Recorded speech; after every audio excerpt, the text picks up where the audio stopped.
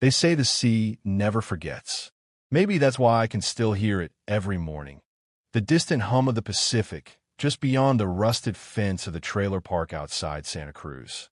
It used to be closer once, back when I owned 3 auto repair shops along the coast, and my days smelled not of damp metal and cheap coffee, but of engine oil, salt, and success. That was before everything cracked open. My name's Michael Turner, 57 years old, and once upon a time, I was a businessman. A good one, too, or at least I thought I was. I built my first service station from nothing but a rented garage and a promise I made to my wife, Linda, that one day she'd never have to worry about money again. And for 25 years, I kept that promise. We had a 2-story house overlooking the ocean, kids in private schools, Sunday dinners that smelled of roasted chicken and laughter. Linda would stand by the window, watching the tide roll in, her hair catching the light like the horizon itself. I thought that was happiness. I thought that was forever. Then came the silence, the kind that settles between two people like fog, soft but heavy. I was too busy chasing invoices and expansion plans to notice she'd stopped looking at me the same way. Too blind to see that someone else had started noticing her. When she filed for divorce, I didn't even fight it. Maybe I was tired. Maybe I thought she'd come back once she saw what we'd lose. She didn't. Half the business went to her. The other half went down with me. Clients left, bills piled up, and in less than a year, Turner Auto Group, my life's work, was worth less than a single broken car door. Now, I live in a trailer 10 miles inland. It leaks when it rains, hums when the wind passes through the vents, and somehow still smells faintly of sea air, just enough to remind me of what's gone. My son doesn't return my calls. My daughter sends me birthday texts. Always late, always short. Linda's still in Santa Cruz, I hear. Alone. The man she left me for didn't stay long.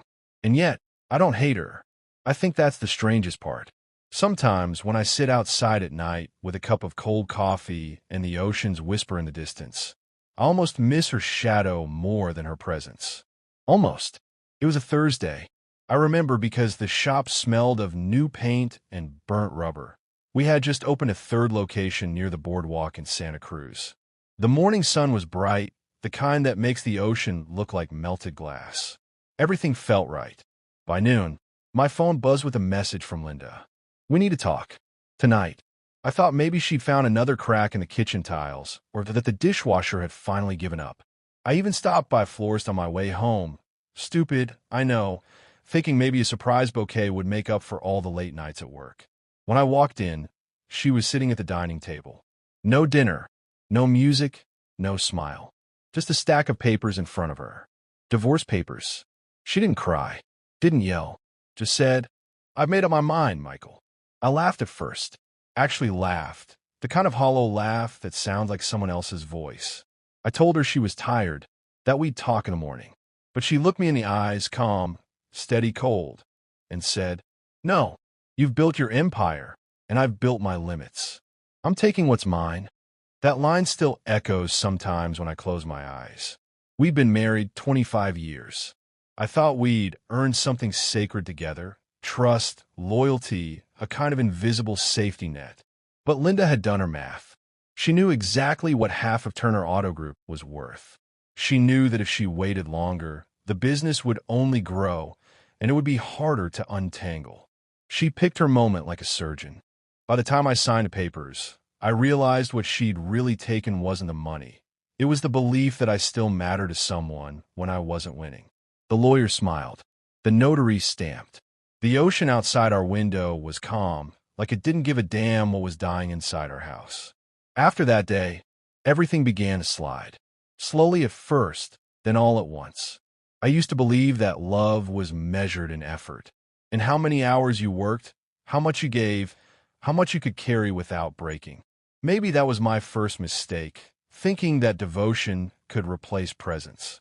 When Linda and I first got married, we had nothing but a small apartment above an old mechanic's shop and a baby on the way. She used to sit on the counter while I worked late into the night, flipping through magazines, teasing me that one day I'd fix cars in a suit instead of grease-stained jeans. I swore to her that one day she wouldn't have to worry about bills, about rent, about anything. And I kept that promise. Every morning for the next 25 years, I woke up before the sun. I opened the first shop at dawn, took the first calls, checked every invoice myself. When the second shop opened in Capitola, I barely slept. By the time the third one in Santa Cruz was running, I was a ghost at home, always working, always building. But I did it all for them. For Ethan and Sophie, our kids.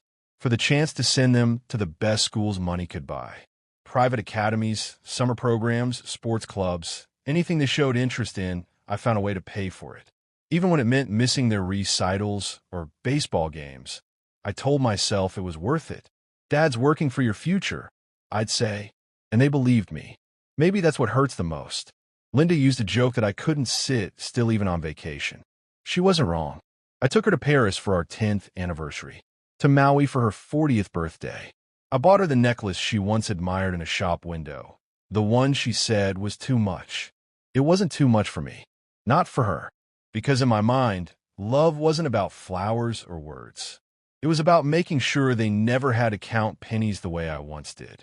But time, that's the one currency you never get back. I gave all of mine to the business, thinking I was buying happiness. I thought the long nights, the early mornings, the empty dinners, they were temporary sacrifices for a permanent peace. And when the house got quieter, when Linda stopped waiting up for me, I didn't see it as distance. I saw it as comfort. I thought she was finally resting easy, knowing we were safe. Turns out, she was already gone, long before she left. Respect, that's the first thing that dies quietly. Not with shouting, not with slammed doors, but in small, invisible ways. A look that lingers too long on your flaws. A sigh when you speak. A smile that used to mean warmth, now meaning tolerance. That's how it started with Linda. For years, I thought her silence meant peace. That she appreciated what I did, even if she didn't always say it out loud. But over time, silence turned to distance, and distance turned into something colder, contempt. I come home after 12 hours of the shop, hands sore, neck tight, smelling like oil and asphalt.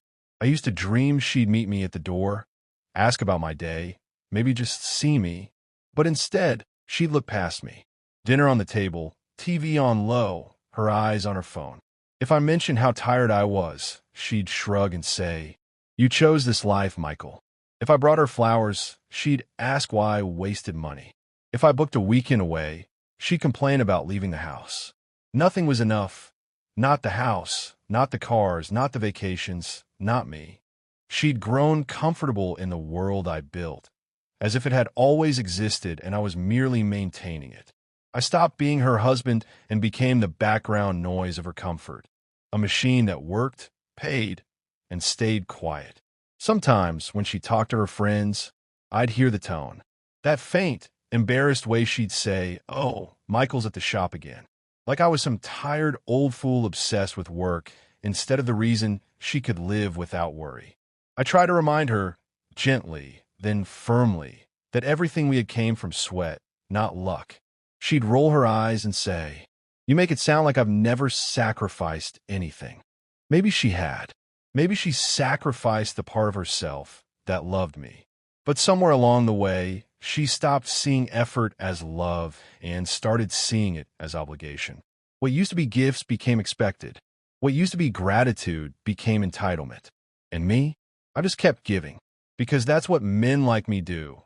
We give until there's nothing left, hoping one day she'll see the man behind the labor.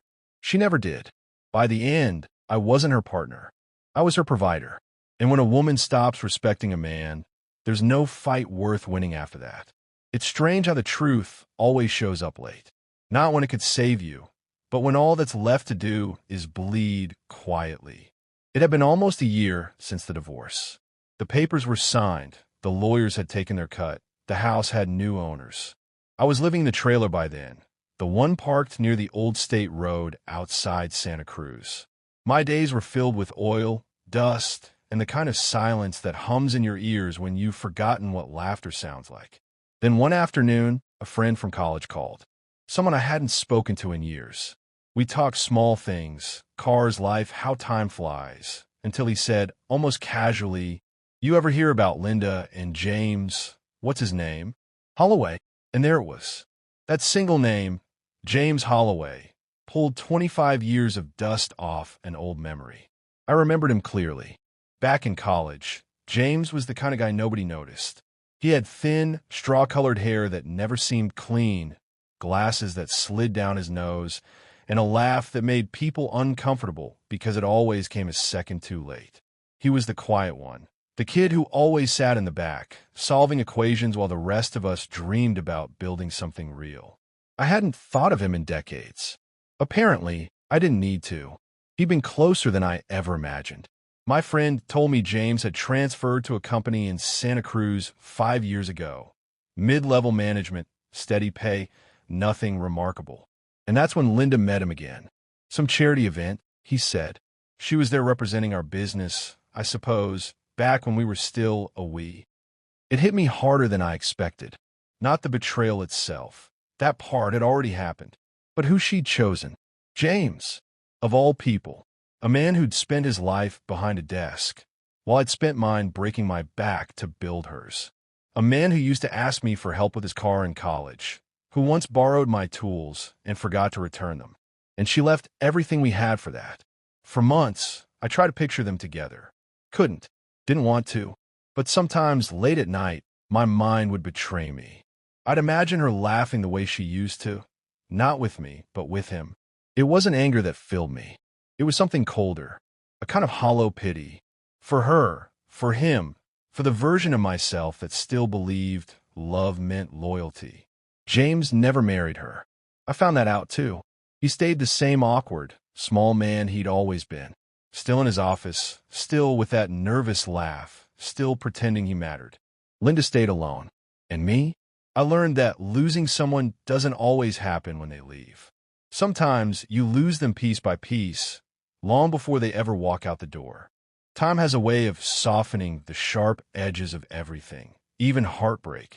The pain dulls, the faces blur, and what used to feel like a wound starts to look more like a scar you've learned to live with. I don't wake up angry anymore. Haven't for a long time. If anything, I'm just grateful I managed to finish what mattered before it all fell apart. Ethan graduated from Berkeley last spring, business degree, just like his old man. Sophie's finishing nursing school down in San Diego. I paid for every semester, every book, every meal plan, right up until the last tuition notice. That's something no court could take from me.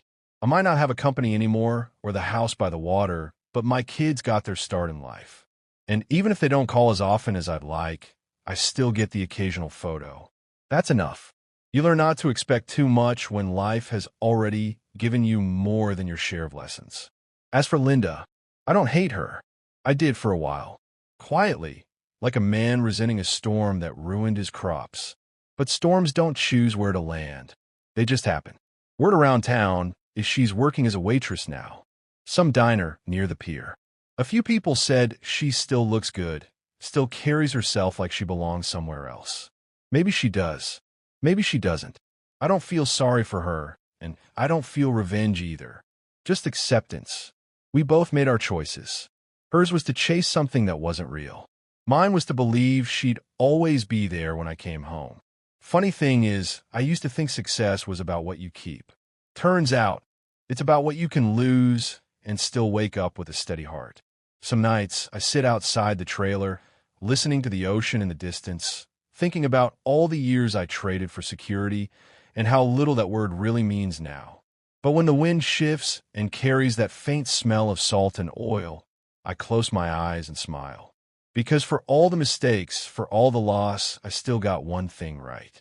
I built something that outlived my marriage. 2 good kids who'll never have to start from nothing. And maybe, in the end, that's enough. Life has a strange way of balancing itself. 2 years after the divorce, I heard through the grapevine that James Holloway finally left Linda. Not because she was unlovable, but because he realized, sooner or later, that she was, well, someone who only took.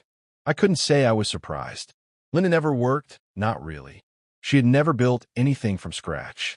She had spent her life floating on what I made, polishing the surface, enjoying the sunsets and dinners and gifts. She was clever in ways I couldn't measure, in making herself comfortable, in convincing others to take care of her needs. But she wasn't prepared for a world that required effort, persistence, or real skill. And when James, that awkward office man with his thin hair and timid smile, finally walked away, the illusion ended. Word is she had to start working. Not in an office, not in a business she could call her own, just a waitress here, a hostess there. Service jobs, work that barely keeps her afloat, but keeps her moving. Funny thing is, I don't feel pity. She's still smart enough to survive in her own way. She adapts. She learns. She does what she must. It's just, she's never been built for greatness. She's built for taking care of herself.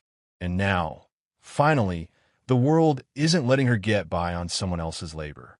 Sometimes I imagine her at a diner, carrying trays, chatting with strangers, always watching the clock, always calculating the next step. That used to be my life, the constant planning, the constant effort.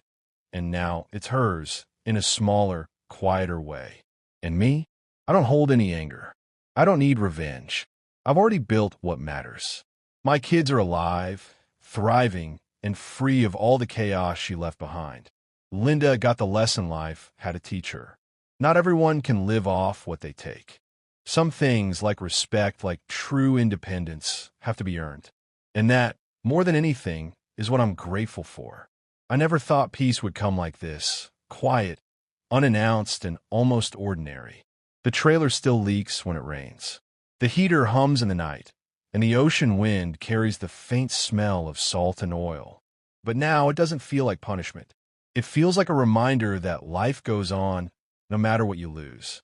I started fixing cars again. Not for a business empire, not for glory, not for someone else's comfort, just for the work itself. Strange how it feels different when no one is watching, when every repair is for a stranger who nods and leaves with a smile. Sometimes I get a thank you. Sometimes I don't. It doesn't matter. The act is enough. Ethan calls me occasionally, updates me on his internship in finance. Sophie sends pictures of her nursing rotations. I watch them grow into their own people, and I realize this is what mattered all along. Linda? I think of her sometimes. Rarely, with any emotion other than a shrug. She's living her life, whatever that is. A waitress, adapting, surviving. Good for her. I don't wish her ill, nor do I resent her. The choices she made were hers, the consequences hers. And me? I learned to enjoy my own company, to value the mornings when the ocean glimmers and the air smells of salt and oil, to savor the quiet moments when I'm building something, repairing something, giving something without expectation. There's a strange freedom in having nothing to prove, no empire to defend, no one to impress, no one to answer to but yourself. Some nights I sit outside with a cup of coffee and watch the waves, listening to the rhythm I once ignored in my hurry to succeed. I think about the past, the house, the business, the love lost, the lessons learned, and I smile. Because finally, after all the loss, all the betrayal, all the years of trying to control what I could never control, I'm free. And freedom, I've discovered, is the quietest, most powerful kind of wealth.